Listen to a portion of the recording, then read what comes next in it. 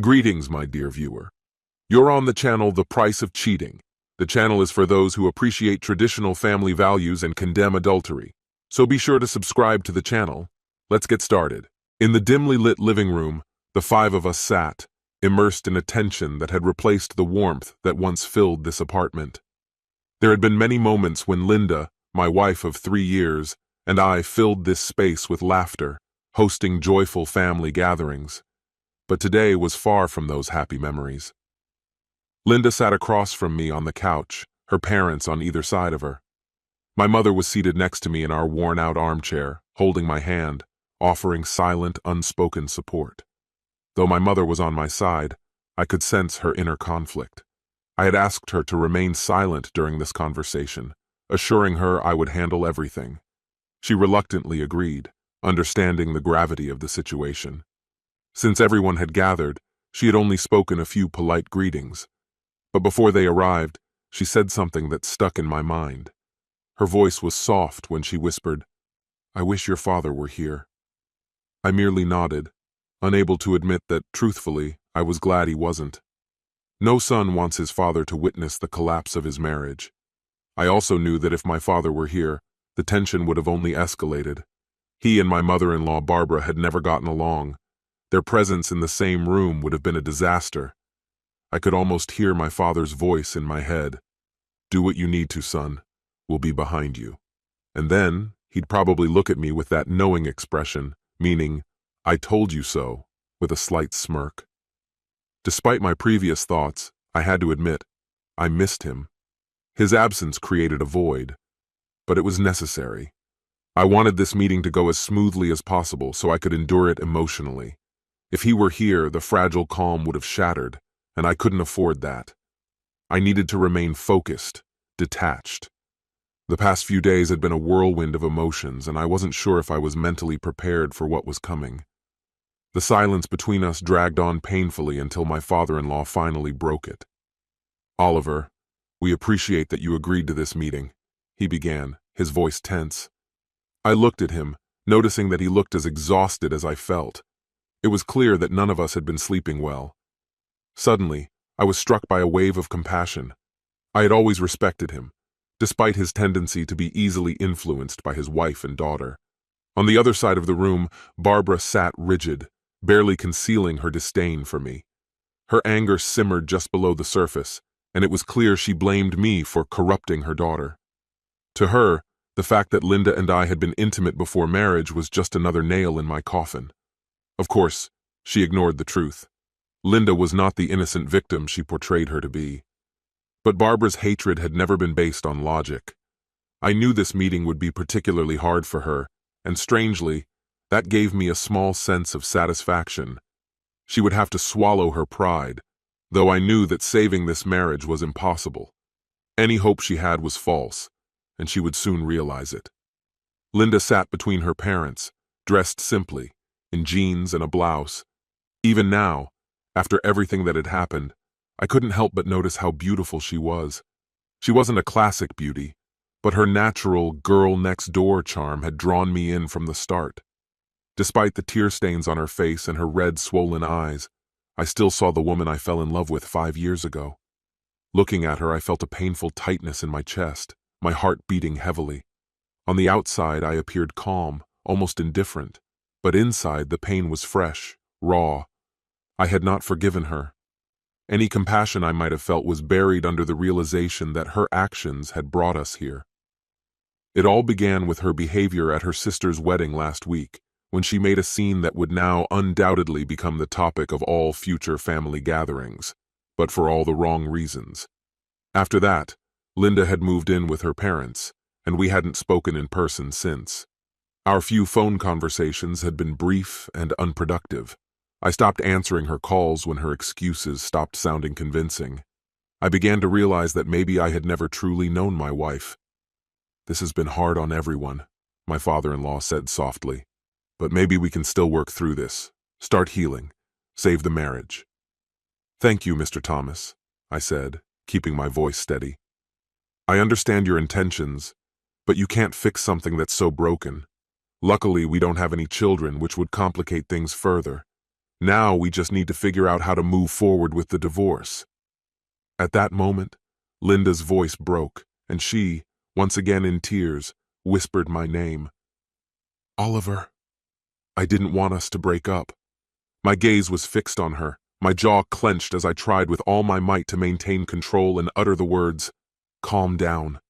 What I hadn't expected was to see my wife chatting sweetly with her ex-boyfriend at her sister's wedding, and that's when I lost it. My frustration spilled over, and I'm sure it was obvious to everyone. I couldn't hide my anger. "Don't speak like that, Oliver," she responded, her voice dripping with icy mockery that sent chills down my spine. "This isn't your concern, Barbara. You can leave whenever you want." I watched her take a sharp breath, trying to suppress her irritation, but to my surprise, she didn't respond. For the first time, she remained silent. "Oliver, please forgive me." Linda's voice trembled with genuine regret. "A mistake, right?" I said, trying to stifle a smirk, but judging by the reactions around us, I didn't succeed. "Why don't you explain exactly what the mistake was, Linda? Was it getting so drunk at the banquet that you ended up practically rubbing against your ex in front of everyone? Or maybe when I pulled the two of you apart and you loudly declared that you didn't belong to me and could dance with whomever you wanted? Or maybe the mistake was mine, for watching you all this time. Because an hour later, when I turned away, you disappeared. And guess what? I found you again, having fun with him, just like before." "I know for certain that hitting him wasn't a mistake," I continued. "I punched him several times and only stopped when you started screaming that I'd kill him. Perhaps my mistake was not finishing the job, because he ran off like a coward as soon as I turned my back. So Linda, tell me, where exactly did this mistake happen? Was it when you looked down while dancing so close and gasped at what accidentally happened?"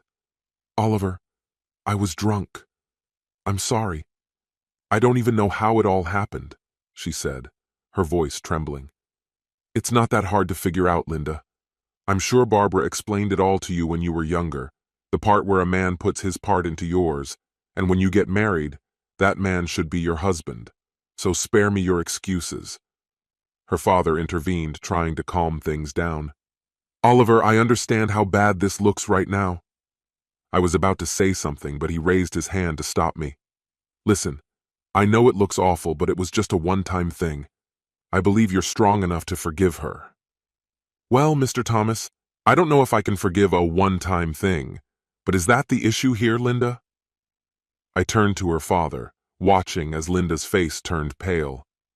"Because it seems like your daughter was so determined to be a good older sister at Samantha's bachelorette party that she gave her a hands-on lesson on how to do things right. And guess what? Samantha learned quickly. Last week, I received a rather explicit video. Technology, huh? Phones now can record with stunning clarity, not quite as perfect as professional filming, but clear enough to see the Thomas sisters in action." Linda covered her face with her hands, muttering, "Oh God." "I wonder if Liam knows about the strippers," I continued. "Seems like someone should inform him, don't you think? He'll probably consider it a one-time mistake too, don't you agree?"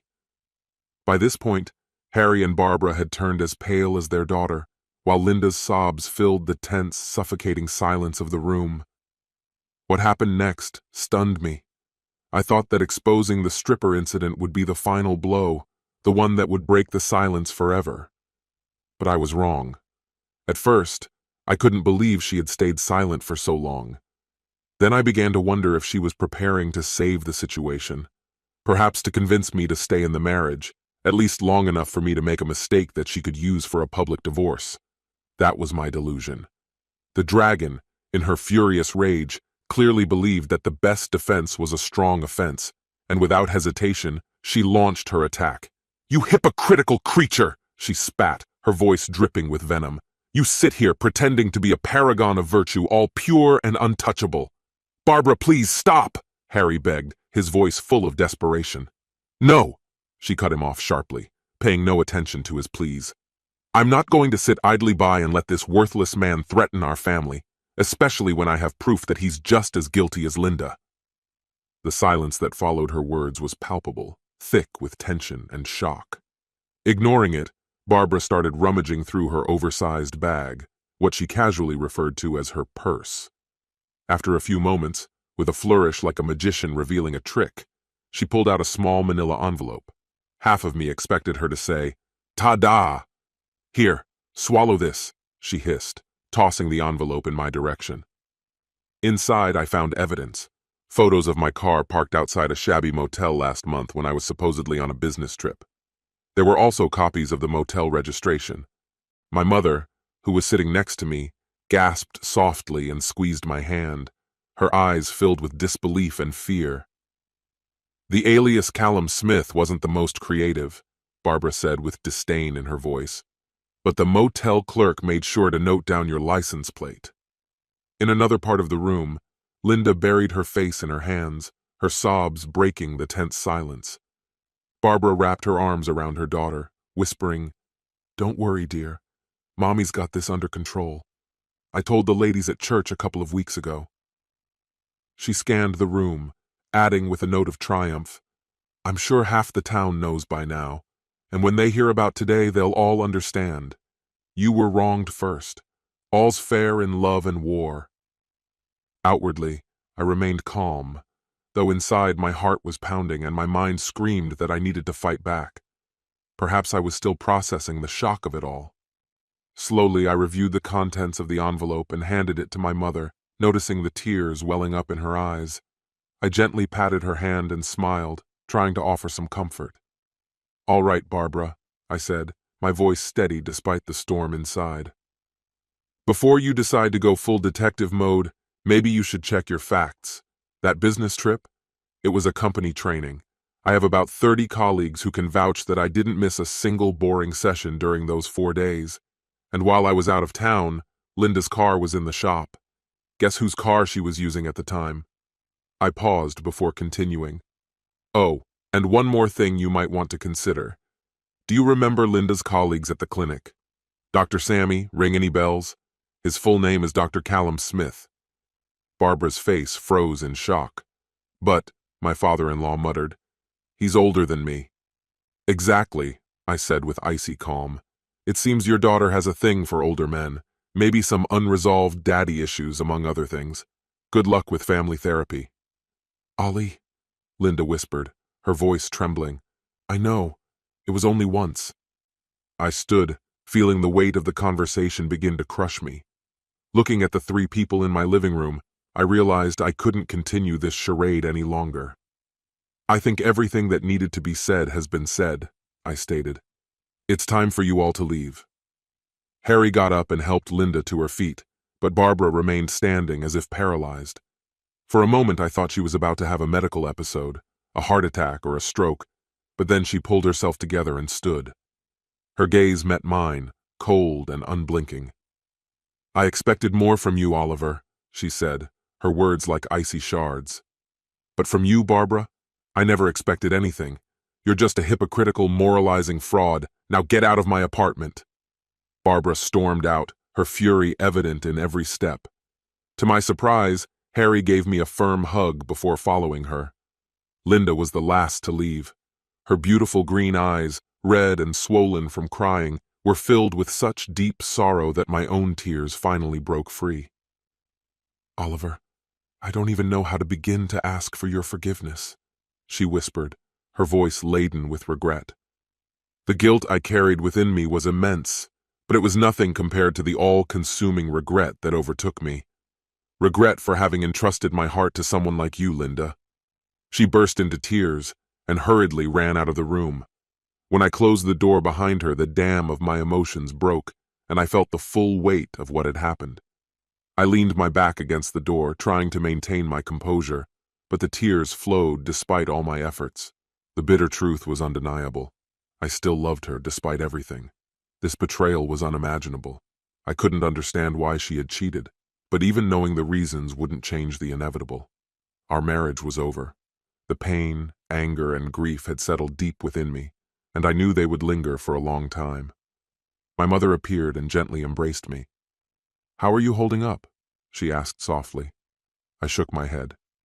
"Not well, but I'll manage. I believe that one day happiness will come back to me. I think Dad would be proud of how I'm handling this." "Do you know what you'll do next?" she asked. I nodded slightly. There's not much left to save. I've decided to take Barbara's advice and start moving forward." There was nothing more to say. I had made up my mind to meet with Linda at her church on Sunday, so she could fully grasp the seriousness of her actions. And I was going to explore the possibility of filing a lawsuit against the doctor she had an affair with, if only to complicate his professional life. "That will certainly stir things up. What about Liam and Samantha?" Mom asked. "If I receive this video, then Liam might have as well. Even if not, he has the right to know. Maybe their marriage will survive this."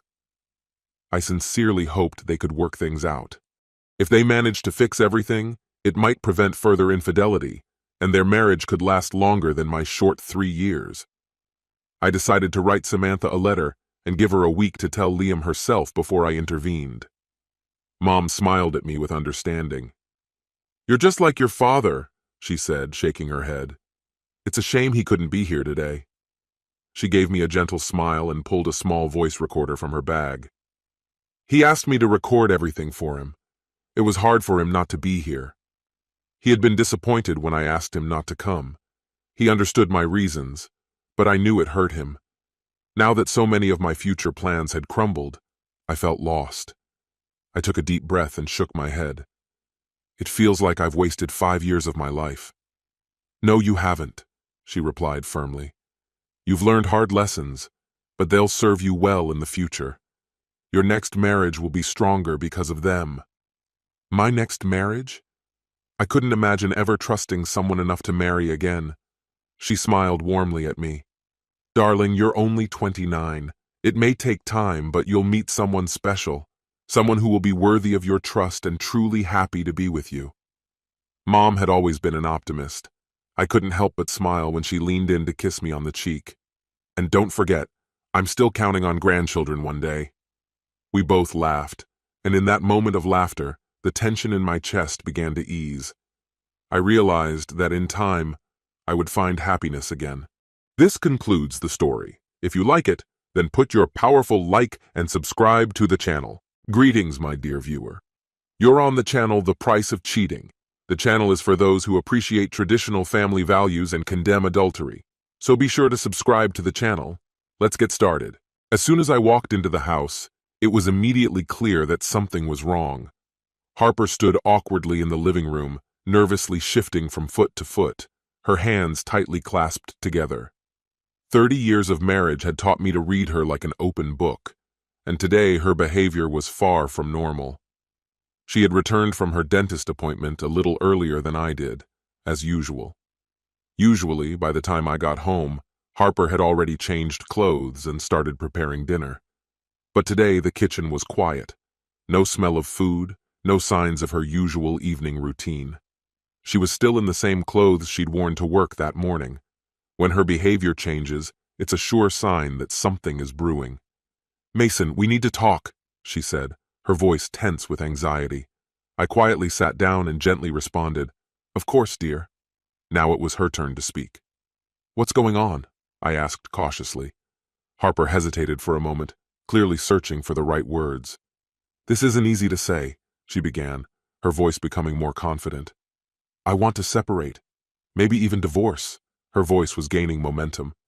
"I think a temporary separation is the best way to start, but I have to be honest. This might lead to a permanent break." "All right," I calmly replied. "I'll leave right now." I stood up and headed to our bedroom, catching Harper's gaze, a mix of confusion and disbelief. She clearly hadn't expected me to agree so easily. One of the hallmarks of our marriage had always been my ability to react in ways that surprised her. Harper was predictable. I was not.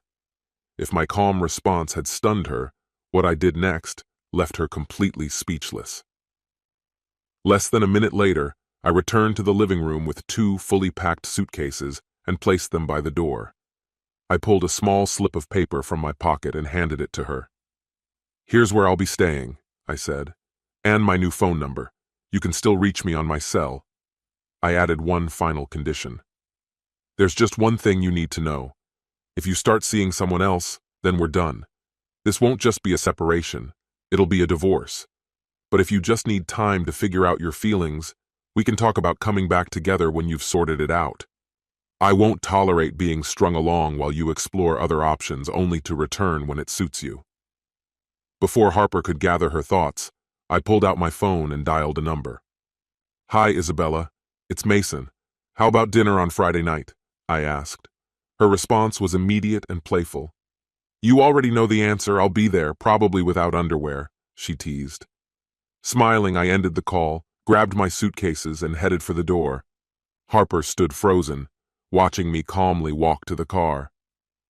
That evening, Isabella and I had a simple steak dinner, nothing fancy, but pleasant enough. Eventually, we ended up at my apartment, where she brought me to the height of pleasure, just as the phone on the nightstand rang. Still wrapped around me, Isabella answered it. Hello? She responded, slightly breathless. Harper? She asked with a smirk. He's a little busy right now. I'll have him call you back later. Give him a little time to finish up.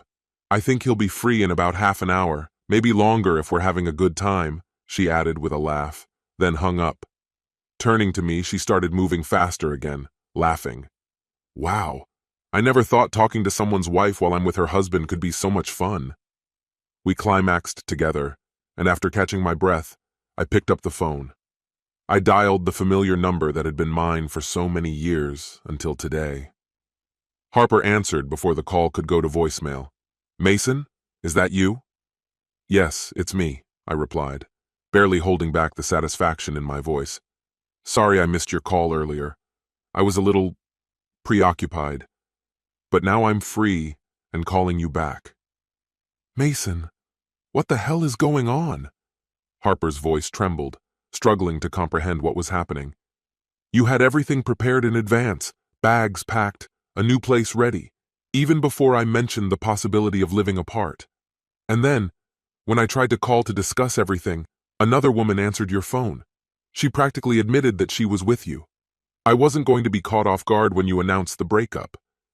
Surprisingly, the blow I received just a few minutes ago wasn't as strong as I expected.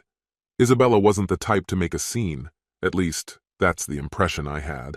I couldn't help but smirk, lazily running my fingers along the smooth line of her skin. If this was crucial to deciding whether Harper and I could rebuild our relationship, maybe it was worth discussing. But my thoughts were cut short by Harper's sharp voice slicing through the air. You're a liar.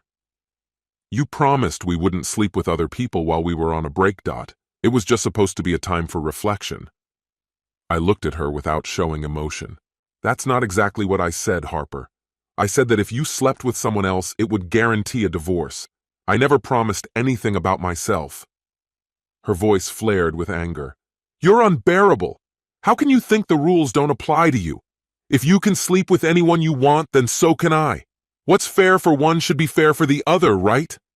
I remained calm. Of course, Harper. You can do whatever you want. But if you do, it's over between us. I won't stay if you make a fool of me. By your logic, we should end everything right now because you've already crossed the line. Maybe we should start the divorce process on Monday morning, she threw back sarcastically. Isn't that fair? Not exactly, I replied calmly. You were the one who asked for the separation, not me. I didn't sign up for this. You're the one who cut off our relationship, our physical connection, without even asking me. You had a choice, Harper. That's the difference. And don't forget, I made it clear from the start. If you sleep with someone else, we're done. You never said anything about me. I paused, letting the tension hang in the air before continuing. But if you've made up your mind about divorce, then go ahead and file. It's your decision. Her tone softened slightly, uncertainty creeping into her voice. I don't know if I want a divorce, Mason, she admitted. I just needed space, time to think. I only asked for a separation. I shrugged, staying indifferent. Then there's no problem. You got your separation. But now you're sleeping with someone else, she countered, feeling her frustration rise again. And if I do the same, you'll leave me. That's not fair. Not fair? I echoed, my voice growing harder. I didn't ask for this separation, Harper. I didn't want any of this. I wanted us, our life, our marriage. You were the one who decided to tear it apart. And now you expect me to sit around without any intimacy while you figure things out? That's not going to happen. I leaned back, adding sarcastically, If it makes you feel better, you can come over 3 or 4 times a week and we can still sleep together." Her face twisted in disbelief. "What kind of separation is that? No one does that. The whole point of a separation is to create distance. You just don't get it." "I didn't get a manual on how separations work, Harper," I snapped. "But if you show up here and expect everything to fall back into place, don't think I'm going to hold back. I'm done playing by rules that only apply to me. Our marriage did that for far too long. Now I'm finally doing what I want, and I'm not giving that up." I leaned in closer, lowering my voice to a whisper. "So if you do show up, be prepared for what happens. Don't expect to just lie there like nothing has changed. Either show your best, or don't come at all." Harper's voice trembled, her shock displacing her anger. "What's happened to you? All I wanted was a little time to figure out if we could still save our relationship. And now, just a few hours later, you've become someone I no longer recognize. I can't shake the feeling that you've been deceiving me for years, acting in the shadows while I remained completely unaware." "That's absurd. I have never betrayed you and never even thought about leaving. All I've ever done is try to find a way back to myself, and that path led me to another woman." "We'll talk tomorrow," I said, abruptly ending the conversation. "Unbelievable." Isabella quietly laughed. "That conversation was surprisingly captivating. You really stood your ground against your wife? Did she just call me a scoundrel? I've always been cautious. It's been instinctual for me. It's what helped me avoid the pitfalls of life, unlike many others. But Harper, my wife, is the complete opposite. She rarely notices anything unless it's right in front of her." Harper was constantly talking about the new dentist at her clinic. This man, knee-deep in a divorce, described his soon-to-be ex-wife as deceitful and unfaithful, but to Harper, he was nothing less than a hero. Then suddenly, a few weeks ago, her endless chatter about him stopped. Every time I tried to bring him up, she dodged the topic. It was as if this man had just vanished without a trace. That sudden silence intrigued me far more than her endless conversations. So I took matters into my own hands. I tapped her phone, recorded her conversations, forwarded her emails to myself. I even hired a private detective. What I discovered was exactly what I suspected: a meticulously planned seduction. Dr. Smith, the charming dentist, had a clear plan: to get close to Harper. His divorce? A repeat of what had happened at his previous workplace. There were already rumors of unethical behavior from former patients. This guy was a slimeball. But to Harper's credit, she hadn't given in. Yet. She hadn't crossed the line into infidelity or destroyed our marriage. But Smith was slowly getting into her head, convincing her that separating from me wasn't a betrayal, that they could be together without crossing that final line. That's when I drew my line. If she wanted to stay in this marriage, she would have to keep her hands, and his, to herself. Isabella had recently joined our office, and we immediately hit it off. A widow, she had moved here to be closer to her daughter and grandchildren. When I told her what was going on with Harper and how I was planning to push her into an honest conversation, Isabella didn't hesitate to offer herself as the other woman. Monitoring Harper's messages, I knew she was planning to ask for a trial separation on Friday. That gave me time to come home at lunch, pack my things, and leave. I moved in with Isabella. She had 2 months left on her rental contract. From a distance, I continued keeping tabs on Harper. If she made even one wrong move toward Smith, I was ready to cut her off completely. Despite all of this, my loyalty remained steadfast. To Harper, to our children. Our son and daughter had already graduated from nearby universities and were building successful careers in neighboring states. I wasn't going to become an unfaithful husband or a serial dater. If Harper wanted to keep me, she'd have to fight for it.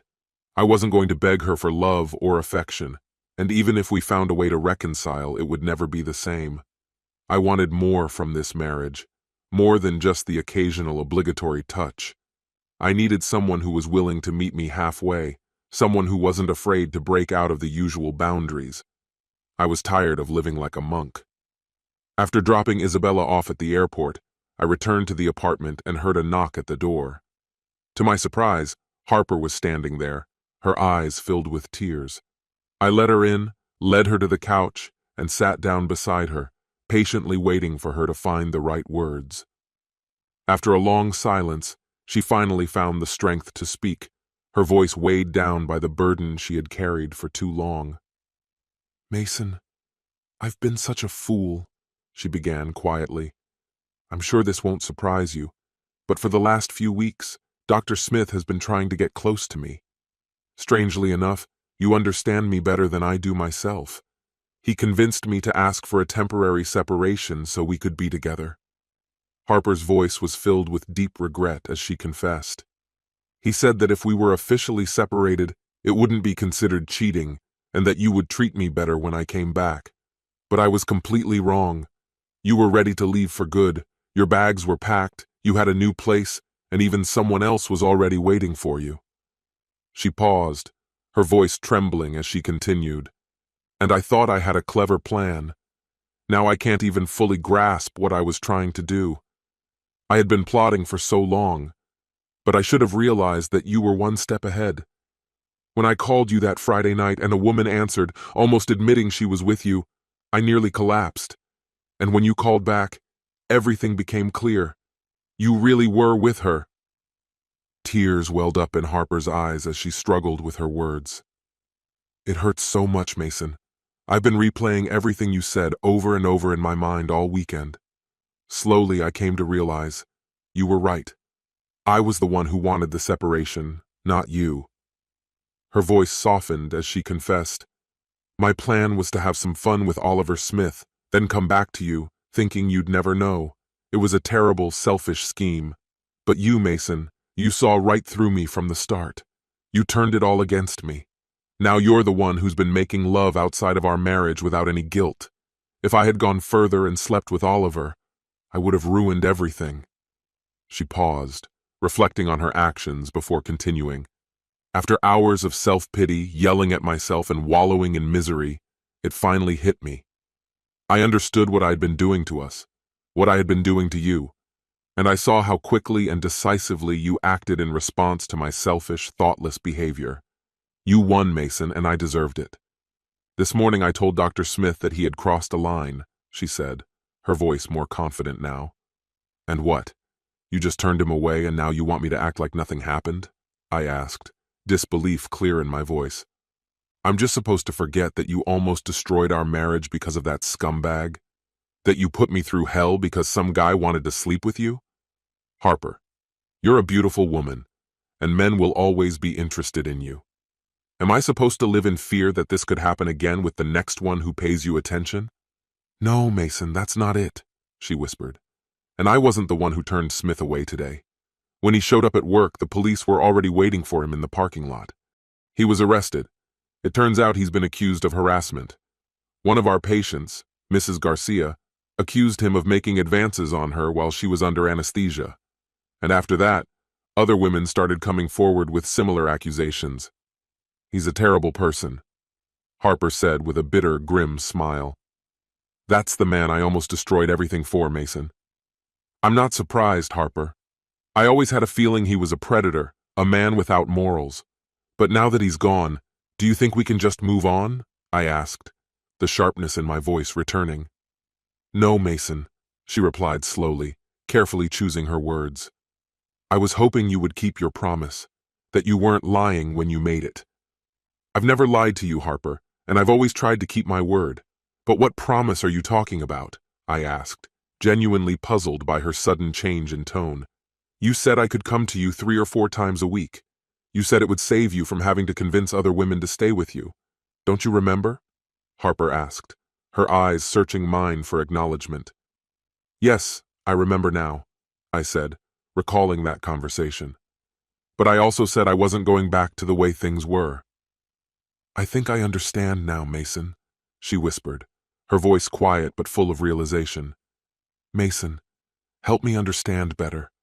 Harper's voice softened as she spoke. "I need you to promise me something in return. No more meetings with her, or with any other woman for that matter." By now, Isabella was likely high above the clouds and had no intention of coming back. As for me, no other woman even crossed my mind. Harper was the one I wanted, and my feelings for her were unmistakable, but I wasn't going to go back to her. She was going to cheat on me, and I couldn't forgive that. Go to hell, Harper. You're a lying cheater. I can never trust you, and besides, I don't believe you didn't cheat on me with that doctor. Goodbye. I swear I didn't cheat on you, she said with conviction. I don't believe you. You made your choice. You wanted freedom and now you have it. Enjoy it. I ended the relationship and I was moving on, perhaps even with Isabella. This concludes the story. If you like it, then put your powerful like and subscribe to the channel.